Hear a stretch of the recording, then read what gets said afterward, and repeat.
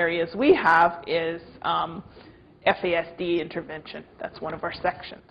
So if the majority of our staff tell us, I just don't feel comfortable and competent in that area, I don't know enough, I haven't taken enough training, what we do as a group is we make a training plan that next year we're going to make sure to offer some FASD training to our staff. Same thing if it's, a few years ago we heard that our staff didn't feel competent in the area of clinical supervision. There's lots of standards that refer to that term, but nobody felt comfortable about it. So what did we do? We designed our employee training plan to include developing a clinical supervision piece. Okay.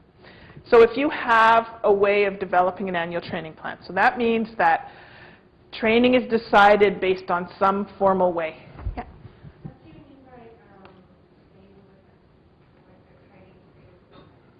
training? No, I'll get to that in a second. Just for the training plan first, as long as you, you don't decide training based on a training session comes in a fax and somebody says, I want to go. If that's the only way you decide training, don't check yourself for that. But if you have a plan. So the next one is where your question is.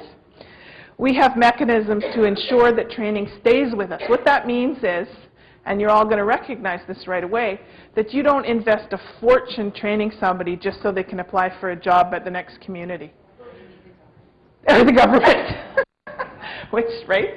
So one of the mechanisms we have is, if we're going to invest in expensive training for people, because one of the ones we use a lot is emotional intelligence training, and it's very expensive.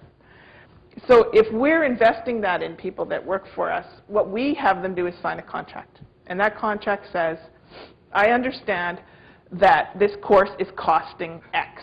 So let's say it's $2,000. That's the course fee.